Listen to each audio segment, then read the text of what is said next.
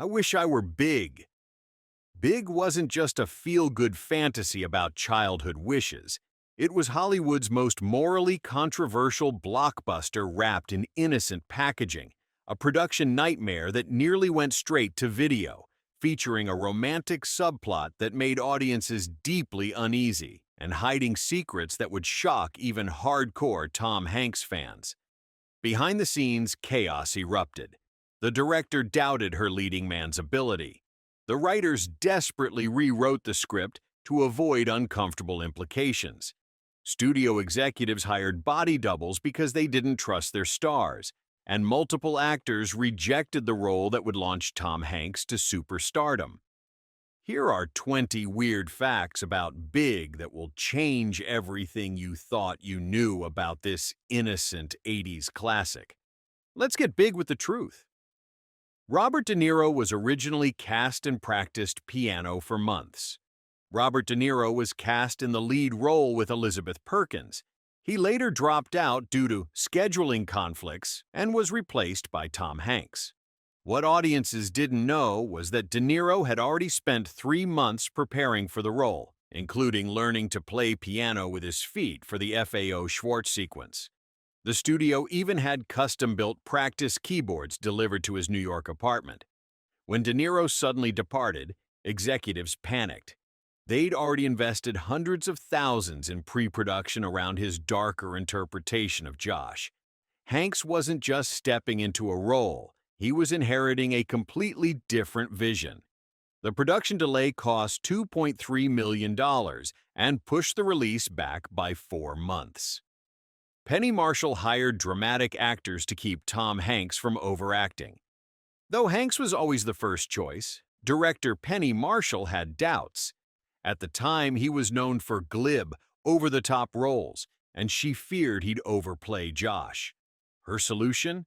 Surround Hanks with heavyweight dramatic actors like Robert Loggia and John Hurd, forcing him to tone down and match their subtler performances. Marshall constantly told him, "Bring it in, bring it down." It wasn't collaboration, it was containment. The gamble worked. Hanks' restrained performance earned his first Oscar nomination, catapulting him into dramatic roles he'd never explored before. The screenwriters changed Josh's age to avoid major backlash. Originally, Josh was meant to be 12, but screenwriters Gary Ross and Ann Spielberg realized that would make his relationship with Susan even more troubling. They changed his age to 13, just old enough to suggest a symbolic step toward adulthood. This wasn't arbitrary. Studio lawyers reviewed every draft, weighing the risks. The 1-year bump gave the film a fragile safety net in the eyes of censors. Still, test audiences flagged the relationship as strange and uncomfortable. Executives debated removing the romantic angle altogether, but feared it would drain the Shaw film of its adult appeal. Nobody will confirm whether Josh and Susan actually became close. The film carefully avoided showing exactly what happened between Josh and Susan, and no one connected to the production has ever given a clear answer. Elizabeth Perkins, who played Susan, put it best. Where do you draw the line? She can't really share that kind of relationship with a 13-year-old, and yet, the next morning, you see him looking happy. That sense of uncertainty was intentional. The filmmakers wanted to walk a fine line, allowing the story to play as both a sweet romantic comedy for adults and an innocent fantasy for younger audiences. By never confirming or denying the depth of Josh and Susan's relationship, the studio preserved a careful balance. The ambiguity made audiences talk for decades, with Josh's bright morning-after smile serving as a clue that still sparks debate. The original script had Susan kiss Josh on the lips in the final scene. In the film's original screenplay, Susan was supposed to kiss Josh on the lips before he returned to being a child. Director Penny Marshall immediately stopped it. "No, no, no," she said. "She has to kiss him on the forehead." It was a small adjustment, but one that saved the entire ending. A lip kiss would have shifted the tone into something deeply unsettling once Susan knew the truth about Josh's age. By moving it to the forehead, the farewell became tender and symbolic instead of troubling.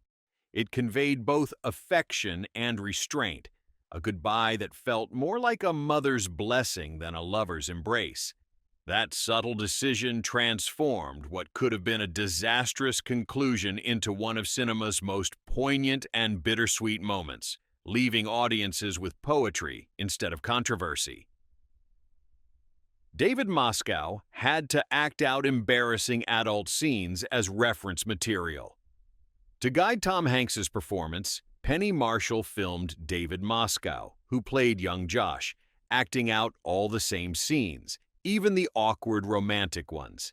He later admitted how embarrassed he was, especially when miming the moment where Josh nervously touches Susan's chest.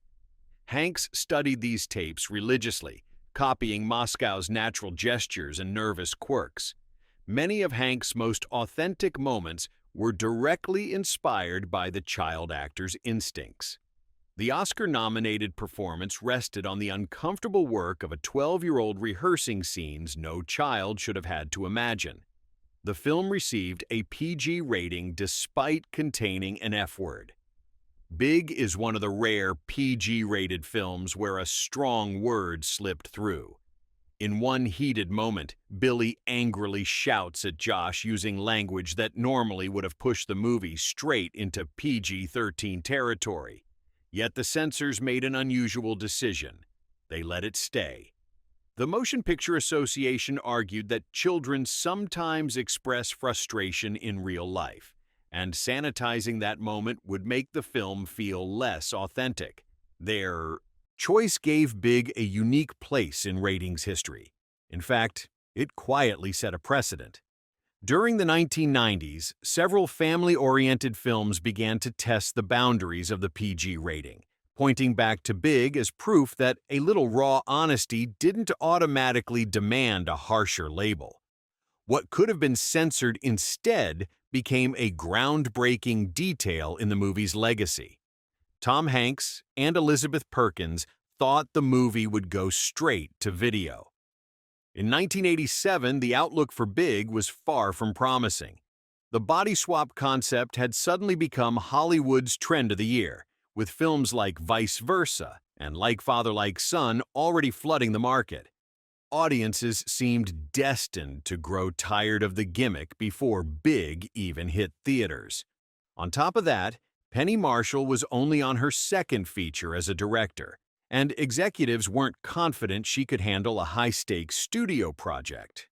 To make matters worse, the film's central romance between Josh and Susan carried risks that worried both the creative team and the studio. Tom Hanks and Elizabeth Perkins admitted they quietly feared the movie would flop and slide into direct-to-video obscurity. But when it finally released, Big stunned Hollywood, earning $151 million worldwide and elevating Tom Hanks into the superstar ranks almost overnight. The studio hired body doubles. Because they didn't trust Hanks and Loggia, on the day of filming the legendary FAO Schwarz piano scene, Tom Hanks and Robert Loggia walked onto the set only to find professional dancers already suited up in identical costumes. The doubles had been hired as a safety net in case the two actors couldn't master the choreography. To Hanks and Loggia, it was an insult. What the studio didn't realize was that both men had been practicing for months at home, building life-size cardboard replicas of the piano and rehearsing until they could play the sequence from memory. Fueled by pride, they flat out refused to let the doubles take over. With the crew watching nervously, the two actors performed the routine themselves and nailed it in just 3 takes. The scene that became one of cinema's most joyful moments was born not from trust, but from defiance. Multiple other body swap films were released the same year. 1988 was the year of the body swap apocalypse. 4 films with almost the exact same premise hit theaters: Vice Versa, 18 Again, Like Father Like Son, and, of course, Big. Studios were horrified when they realized they were all producing near-identical movies at the same time. Industry analysts predicted mutual box office disaster, assuming audiences would tire of the concept after the first release. But Big pulled off the impossible. Instead of being drowned out, it stood above the rest thanks to Tom Hanks's performance, Penny Marshall's direction, and that unforgettable piano scene. The other films faded into obscurity, while Big became a cultural milestone. But go ahead and like and subscribe because these facts are about to get even wilder. And Big wasn't just competing with other movies, it was fighting for its life against an entire subgenre that threatened to make it irrelevant before audiences even saw Tom Hanks dance on that piano. Steven Spielberg was originally set to direct with Harrison Ford as the lead. Gary Ross and Ann Spielberg, Steven's sister, originally developed Big as a Spielberg project. Steven wanted to direct, with Harrison Ford playing Josh. That version would have been darker and more psychological, exploring the identity crisis of a child trapped in an adult body. Think less comedy, more thriller. But Spielberg left for other commitments, and Penny Marshall inherited the project. Her lighter, crowd-pleasing take turned Big into a hit. But somewhere in Hollywood, history lies the shadow of the film that could have been, a Spielberg-Ford collaboration that might have felt more like The Twilight Zone than a family fantasy. The Zoltar machine was a real fortune teller from the 1960s. Zoltar wasn't a Hollywood invention. It was a real coin-operated fortune teller machine from the 1960s discovered in a New Jersey warehouse. The production team restored it for filming, repainting, and repairing broken parts. The eerie mechanical voice in the movie wasn't new either. It was the machine's original recording from decades earlier. After filming, the studio planned to donate Zoltar to the Smithsonian. Instead, it mysteriously disappeared in transit and resurfaced years later in a private collection. The machine that granted Josh's wish became an urban legend in its own right.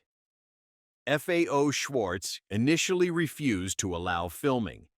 Today, the FAO Schwarz piano is iconic, but the toy store initially rejected the request to film there. Executives worried that a movie hinting at a grown-up romance with a childlike character could tarnish their family-friendly image. The studio negotiated for 3 months, offering financial incentives and agreeing to shoot after hours with strict security. They even promised a donation to children's charities. The gamble paid off spectacularly. After Big's release, the piano became a tourist attraction, boosting the store's sales by 300%. A scene they almost refused became the reason FAO Schwarz cemented itself in pop culture. Tom Hanks studied real 13-year-olds to perfect his performance. Beyond mimicking David Moscow's gestures, Hanks spent weeks observing real teenagers in malls and schools. He noted how they avoided eye contact when embarrassed, how they fidgeted during conversations, and how their voices cracked when nervous. He carried a notebook everywhere, jotting down mannerisms. He wasn't playing a man-child. He was embodying adolescence trapped inside an adult frame. That attention to detail gave Hanks's performance an authenticity that set it apart from every other body swap comedy that year. The apartment building exterior was in Weehawken, New Jersey. While much of Big was filmed in New York, Josh's apartment exterior was shot in Weehawken, New Jersey. The location was chosen because it was cheaper than Manhattan and easier for the crew to access. The gritty industrial feel of the neighborhood also fit Josh's working-class background better than a polished Manhattan address. After the film's release, the building became a pilgrimage site for fans, driving up property values and forcing longtime tenants out. Hollywood magic had a very real impact on the lives of ordinary residents. Elizabeth Perkins' wardrobe was designed to tell a hidden story. Costume designer Albert Wolski made Susan's wardrobe deliberately symbolic. In the beginning, she dresses in professional suits, projecting power and authority. But as her relationship with Josh develops, her clothes become softer, more revealing, and less structured. Wolski admitted the progression was intentional, a subtle way of showing how Susan was falling under the spell of Josh's innocence. The visual storytelling made some audiences uneasy, but it gave the character depth beyond her dialogue. Robert Loggia improvised most of his dialogue in the piano scene. While the choreography of the FAO Schwarz piano scene was carefully rehearsed for weeks, the words spoken between Tom Hanks and Robert Loggia were not. In the script, the dialogue was formal and stiff, more like a business conversation than a playful moment. Robert Loggia felt it didn't fit the energy of two people suddenly connecting through music. On the day of filming, he convinced Penny Marshall to let them ad-lib their interactions instead. What followed was a stream of casual banter, laughter, and genuine surprise as each actor responded to the other's improvised energy. That spark of spontaneity gave the scene its natural warmth, making it feel alive rather than staged. The magic wasn't just in the dancing keys, but in the unplanned chemistry between the actors, proving that sometimes improvisation outshines even the most polished dialogue. The film's budget tripled during production. What began as a modest $6 million comedy ballooned into an $18 million production. Shooting in New York City drove costs sky high, with union rules, location permits, and crowd control draining resources daily. The piano scene alone took 3 days and required complex setups. Executives repeatedly threatened to pull the plug. Penny Marshall even deferred her director's fee to keep the cameras rolling. In the end, the gamble paid off. The movie's worldwide gross dwarfed its budget, but it nearly collapsed multiple times during filming. Josh's transformation back was filmed in reverse. The final transformation scene, where Tom Hanks turns back into David Moscow, was achieved through clever practical effects. Hanks performed the scene in reverse, acting as though he was shrinking while wearing oversized clothes that seemed to swallow him. The shots were then reversed in editing to create the illusion of him becoming smaller. It required meticulous timing, with Hanks hitting precise marks to make the transition look natural. What lasts seconds on screen took days of planning. The ending was reshot after test. Audiences demanded closure. In its earliest test screenings, Big ended on a very different note. After revealing his secret, Josh simply walked away into the carnival, disappearing into the night and leaving his adult life behind. There was no return to childhood shown on screen, no transformation, no reunion. Audiences immediately rejected it. They felt cheated, insisting they needed to see Josh become a kid again and experience the emotional closure of his journey. The studio listened. Nearly $800,000 was poured into reshoots to create the now famous Zoltar transformation sequence and Josh's heartwarming final reunion with his best friend, Billy. The difference was remarkable. Test scores jumped dramatically, and what might have been remembered as an ambiguous, art house-style ending was reshaped into a mainstream crowd-pleaser. The new ending helped turn Big into one of the most beloved films of the 1980s. Here's the surprising truth the studio kept quiet for years. During the famous piano scene, Tom Hanks and Robert Loggia weren't actually playing the right notes. On screen, you see them stepping on the keys, but the sounds we hear were added later in post-production. Professional musician recorded the real piano music, and the studio carefully synced it to the footage. Far from ruining the moment, this makes the scene even more impressive.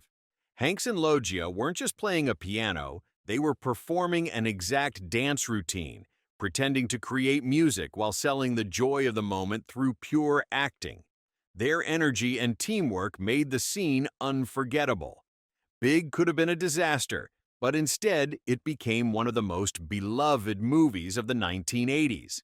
Behind its playful surface, the film wrestles with bigger themes: innocence, growing up, and the tricky line between childhood and adulthood. Every frame hides secrets the studio never expected audiences to uncover. Now you know the truth behind the magic. If these facts surprised you, hit that like button, subscribe for more hidden Hollywood stories, and remember, sometimes being big isn't quite as simple as it seems.